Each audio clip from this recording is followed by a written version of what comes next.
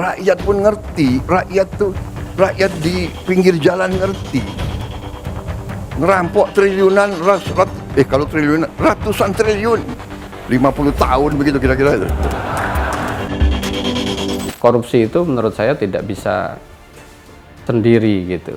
Jadi dari mulai aturannya gitu, content of law-nya, lalu kemudian struktur of law-nya, kultur di masyarakat juga harus diperbaiki. Makanya sebenarnya kalau dilihat asas cita itu lengkap sebenarnya. Bagus menurut saya kepercayaan terhadap pendekatan yang lebih tegas gitu ke penegakan hukum dan korupsi itu sangat diharapkan ya oleh masyarakat. Pak Prabowo itu sebagai orang yang tegas sehingga masyarakat percaya bahwa dia juga akan tegas terhadap koruptor, akan tegas terhadap penyelewengan, akan tegas terhadap siapapun yang melanggar hukum.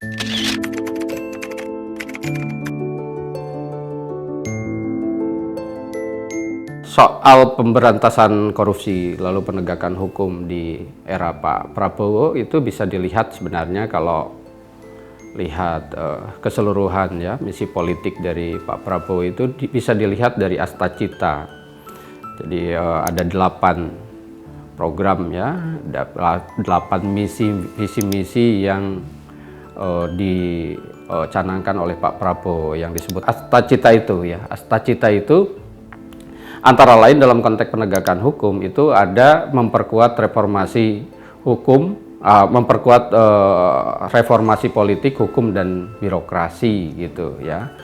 Lalu kemudian ada turunannya, diantaranya itu memperkuat KPK, lalu kemudian mengadakan pemberdayaan, transparansi pendanaan politik ya, dan lain sebagainya. Saya kira itu secara normatif memang hal-hal itu yang diperlukan dalam konteks penegakan hukum dan pemberantasan korupsi gitu. Asta cita itu memang menurut saya memerlukan derivasi yang lebih lanjut ya di dalam implementasi kebijakannya gitu ya, baik dalam konteks memperkuat KPK dan memperkuat Kejaksaan Agung, Kepolisian itu seperti apa gitu. Apakah memang mendukung asta cita itu?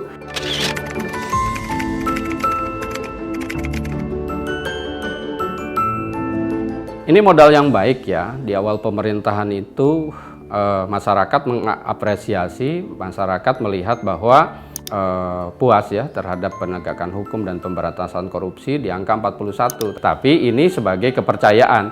Jadi harus dipahami kalau survei di awal-awal pemerintahan itu harus dipahami sebagai satu memang evaluasi, yang kedua sebenarnya kepercayaan publik gitu. Dan yang ketiga mungkin sebagai harapan publik terhadap penegakan hukum dan pemberantasan korupsi itu gitu. Ini menurut saya menjadi modal yang baik terhadap pemerintahan Prabowo untuk melanjutkan di bidang pemberantasan korupsi dan penegakan hukum itu.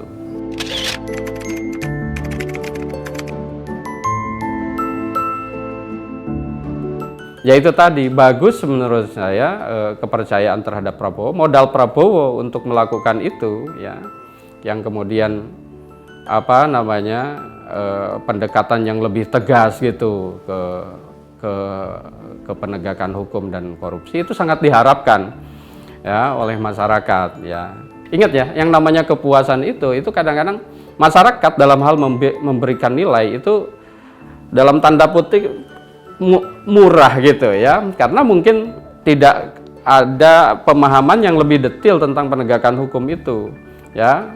Ya, misalnya dalam konteks memberi nilai ya kepada pemerintah, asal dia tidak melakukan yang ekstrim, tidak melakukan kejahatan yang langsung dan tidak dirugikan secara langsung, saya kira penilaiannya biasanya baik-baik saja gitu. Jadi penilaian publik itu menurut saya harus dimaknai itu lebih banyak harapan dan cita-cita, lalu kemudian aspirasi untuk pemerintahan Pak Prabowo agar lebih baik lagi ke depan.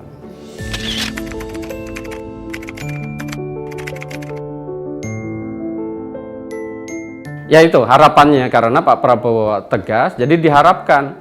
Karena kan pemberantasan korupsi itu memang butuh ketegasan, ya. Di samping integritas dan pengetahuan, tapi juga butuh keberanian. Ketegasan itu kadang-kadang punya korelasi dengan keberanian. Nah, masyarakat mengatribusi sosok Pak Prabowo itu sebagai orang yang tegas, sehingga masyarakat percaya bahwa dia juga akan tegas terhadap koruptor, akan tegas terhadap penyelewengan-penyelewengan, akan tegas terhadap siapapun yang melanggar hukum gitu, akan tegas terhadap aturan-aturan yang dilanggar, tidak diimplementasikan dan seterusnya. Itu Pak Prabowo saya kira mendapatkan nilai plus kepercayaan karena itu sih. Kezoliman ada di mana-mana, ya memang memerlukan orang berani memberantas itu. Gitu. Saya kira itu salah satu faktor ya.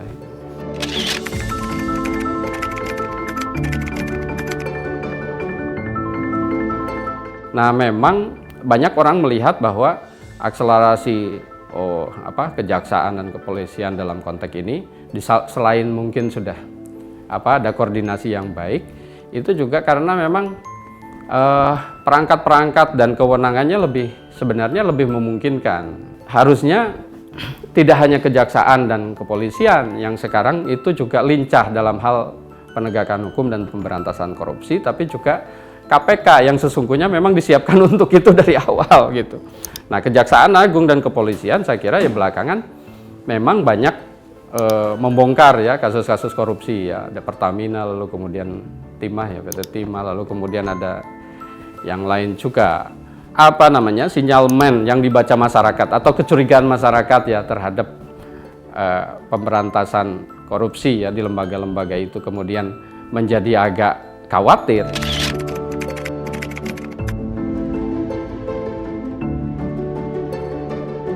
Ya, itu juga menurut saya tantangan ya bagi pemerintahan Pak Prabowo ya dalam konteks demokratisasi itu kadang-kadang itu mengorbankan persoalan hukum ya. Nah, atau tidak berjalan bersama gitu. Padahal demokrasi itu ada dimensi hukum yang harus ditegakkan. Itu demokrasi akan tegak gitu. Baik keadilannya, di dalamnya itu ada keadilan punitif, keadilan restoratif. Itu demokrasi akan berjalan dengan baik dan dimensi demokrasi itu menjadi utuh gitu.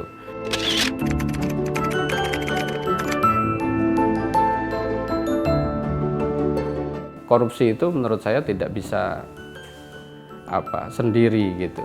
Jadi dari mulai aturannya gitu, content of law-nya, lalu kemudian struktur of law-nya. Jadi perangkat pelaksana kebijakannya dan kultur di masyarakat juga harus diperbaiki. Makanya sebenarnya kalau dilihat atas cita itu lengkap sebenarnya. Fungsi-fungsi itu kan kalau lihat trias politika kan sebenarnya ada, tapi dalam konteks fungsi implementasi dalam pemerintahan ini kok seperti tidak ada yang memerankan sebagai pengawas. Semuanya DPR misalnya itu masuk atau partai politik yang menempatkan juga orang di DPR, tapi juga menempatkan di pemerintahan dan masuk dalam koalisi pemerintahan. Ada peran-peran yang mensegregasikan.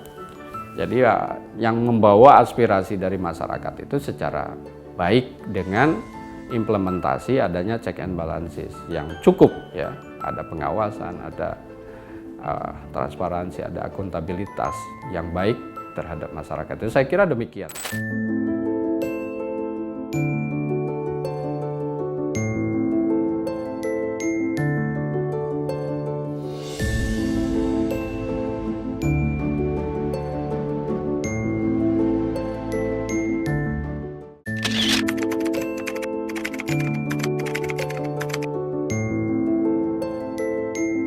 Pemerintahan Prabowo Gibran ya, dilihat dari perspektif pemberantasan korupsi, saya kira sangat menunjukkan political will yang tinggi ya, political commitment yang tinggi dan political action yang tinggi gitu ya. Jadi tidak sekedar retorika, tidak sekedar komitmen, tapi betul-betul action gitu ya. Karena apa? Karena dalam berbagai kesempatan ya disampaikan agar antara lain ya koruptor dihukum seberat-beratnya. Kita ingat bagaimana Presiden ya Prabowo memberikan perhatian terhadap kasus timah yang kemudian melihat hukuman rendah di pengadilan negeri, terus kemudian mendorong ya Kejaksaan Agung untuk mengajukan upaya banding ya, dan kemudian mendorong supaya hukuman yang lebih tinggi.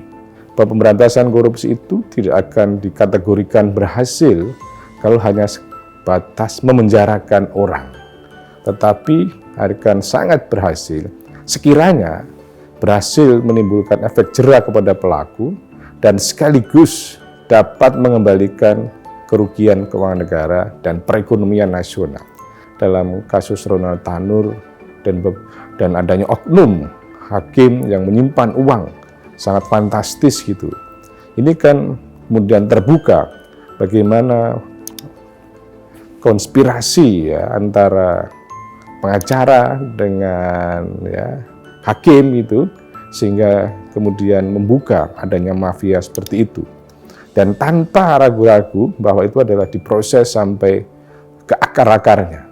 Dengan melihat fakta-fakta tadi itu, saya kira bahwa telah secara terukur, terarah ya, adanya tindakan-tindakan nyata yang sungguh-sungguh oleh Presiden Prabowo dalam rangka memberantas korupsi.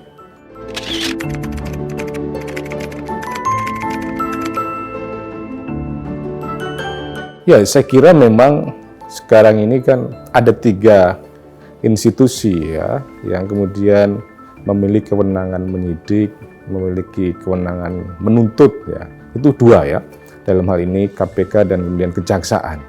Pada sisi yang lain kemudian kepolisian memiliki kewenangan dalam rangka melakukan penyidikan dalam tindak pidana korupsi dan dibentuk tim khusus untuk pemberantasan tindak pidana korupsi. Bagaimana saling fastabil khairat ya, berlomba-lomba dalam kebaikan khususnya untuk kepentingan bangsa dan negara dalam rangka membebaskan negara dari praktek korupsi. Namun demikian, bahwa faktanya memang 3 lembaga tadi itu memiliki kewenangan, bahwa kemudian soal efektivitasnya saya kira bisa kita ukur ya dari kinerja masing-masing dalam konteks memberantas korupsi.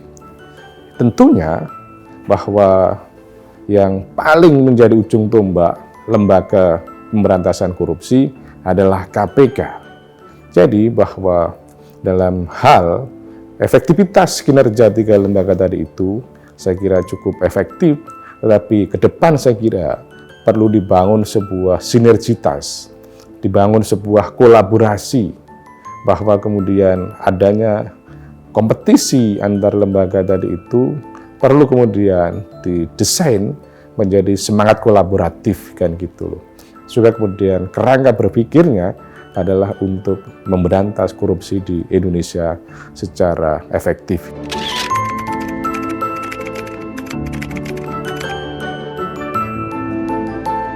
Hasil survei tadi itu adalah menggambarkan ya realitas yang ada di masyarakat kan gitu. Bahwa itu adalah apa adanya.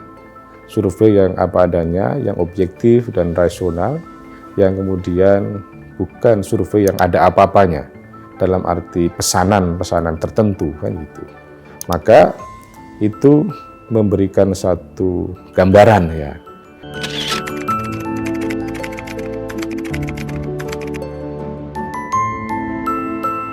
Ya, saya kira bahwa era ya pencitraan gitu ya, itu sudah harus diakhiri gitu loh ya. Maka yang harus dilakukan adalah bagaimana kerja-kerja itu secara konkret, secara nyata kan gitu loh. Dilakukan dengan cara apa? Ya dilakukan dengan bahwa ketika melakukan sebuah tindakan itu adalah betul-betul berintegritas ya. Satu kata, satu hati, satu perbuatan kan itu. Demikian pula para penyelenggara negara, para penyelenggara pemerintah ini harus menjaga integritas dari itu. Kemudian yang kedua adalah bahwa harus bekerja secara objektif dan rasional dengan batu uji yang untuk kepentingan negara gitu loh. Dan yang ketiga adalah bagaimana kemudian memastikan para penyelenggara negara, khususnya aparat penegak hukum, itu adalah bekerja secara profesional gitu ya, bekerja secara apa adanya.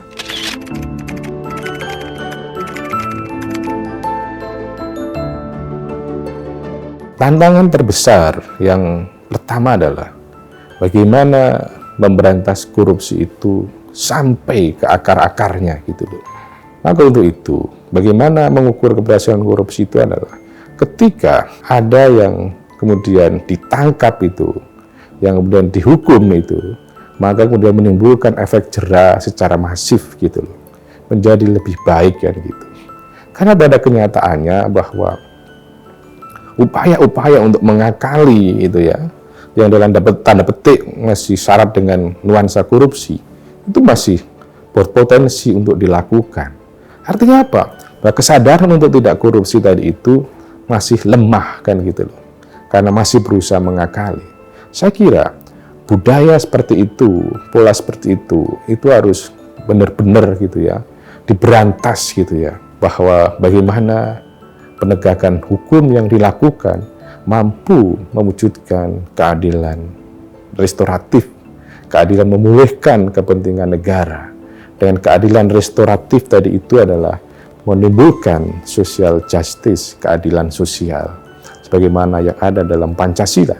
Jadi sekali lagi, bagi para yang memiliki kesempatan untuk mengelola negara ini, jangan sia-siakan kesempatan yang ada. Berpikirlah untuk kepentingan bangsa negara. Kasihan Indonesia.